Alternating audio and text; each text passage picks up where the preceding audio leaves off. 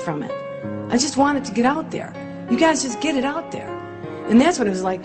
Warren and I are standing here and going, how did we get in this place where all of these amazing and wonderful, talented people gave their time and their energy and their efforts and their love and opened their hearts up for one thing, to bring peace and unity to who we are. So that is very uplifting and enlightening.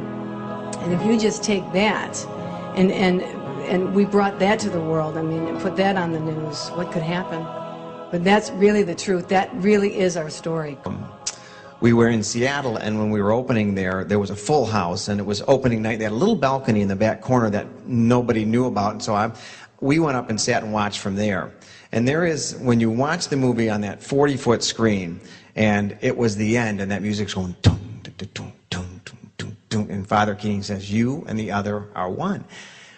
There was a collective energy that you could feel come up from that 350 people in the crowd, as though they all thought, I always knew that. But I thought, if we've done nothing else in this world, I took an 80-year-old priest and put him 40 foot wide on a screen and made it entertainment. You know, made it so people actually went, bought tickets to go see him. That, you know, that I thought, if I've done nothing else, we've done that. Another one that stays with people is Sadhguru Jaggi Vasudev. He's a real fave, and here's my favorite story about Sadhguru. You know, everyone thinks, oh, you guys traveled the world and you met all these people, that's so awesome. What was it like in India? Well, we did Sadhguru at the Novi Sports Club. It was in the weight room, and we hung that towel up behind him so it looked a little bit foreign. But if you listen carefully as he's answering questions, you can hear the barbells going, cling, cling. Yeah, then I said, wisdom is everywhere. The question is, what about Robert Thurman's stare, and how long did he hold it? If you notice, it was shot from two angles.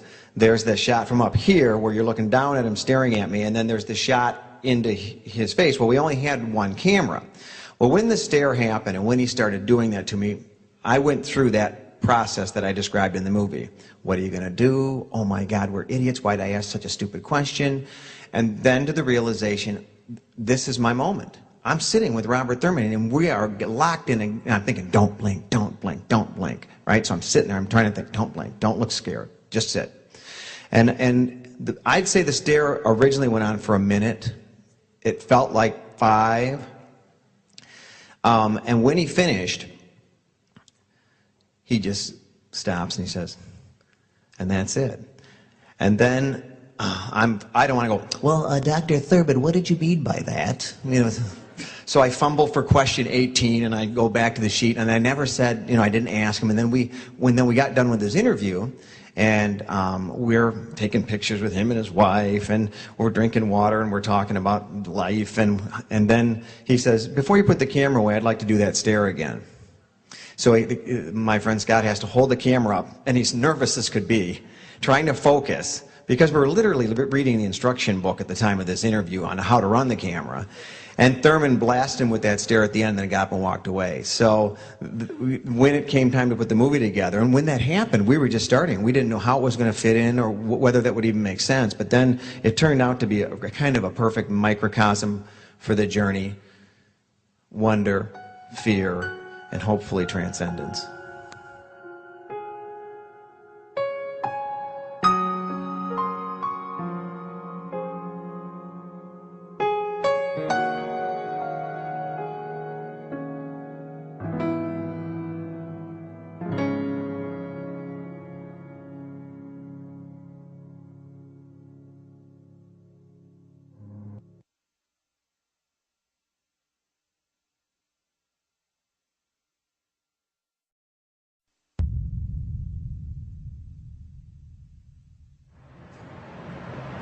Describe God. Describe? Describe God. Describe what? Describe God. I didn't get you. Brahma. Describe God? Oh. Describe God.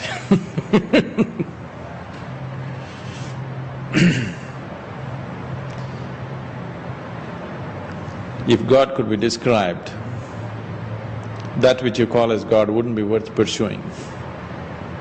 Describe God, you can't. It is a ludicrous question. It is because there is a very important saying, I think it's in the Quran, but it's a very important saying, no one knows God but God. If you agree that God is the ultimate, and then you should not say anything about God. You should not talk about God. You should not use any notions to describe God, including the notion being, non-being, beginning, ending, good and evil. None of these notions can be applied to God, because God is the absolute, is the ultimate. It's like nirvana. Nirvana is the extinction of all notions.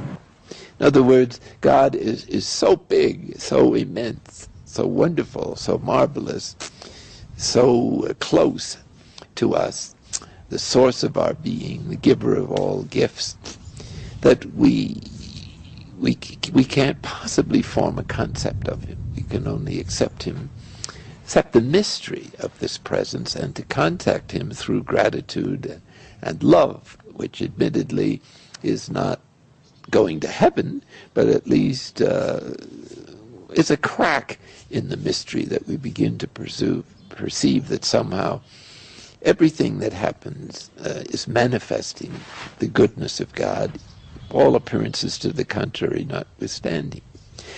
I know in many cultures around the world, God has always been established as some kind of an entity.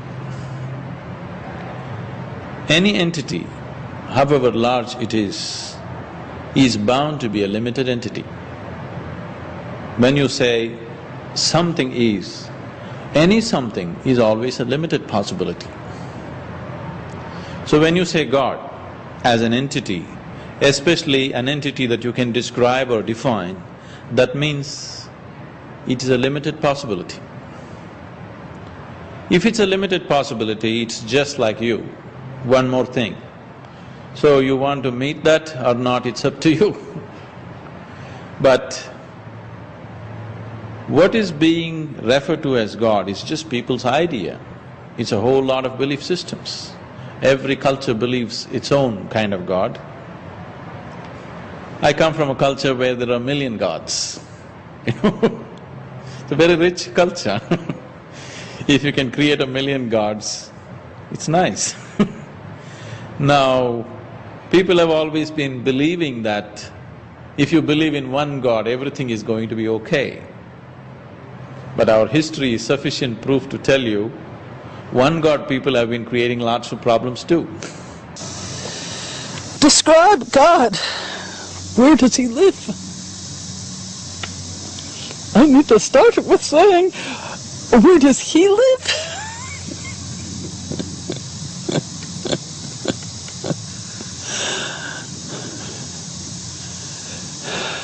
Everywhere. How can there be anything that is not God? Us, with our limited mind capacity, with our limited… we cannot know God. God is… the Sufis say God is beyond even our idea of the beyond. And where can God be found? God can be found everywhere, because one should never limit God. To describe God, God can't be described. I like the Buddhist teaching. The Buddha talks about that which we call the unconditioned. He says to a group of monks, there is an unborn, undying, unchanging, uncreated. We can't say what God is, to label anything and say it's this, limits it to this. But when we talk about it in terms of the unchanging,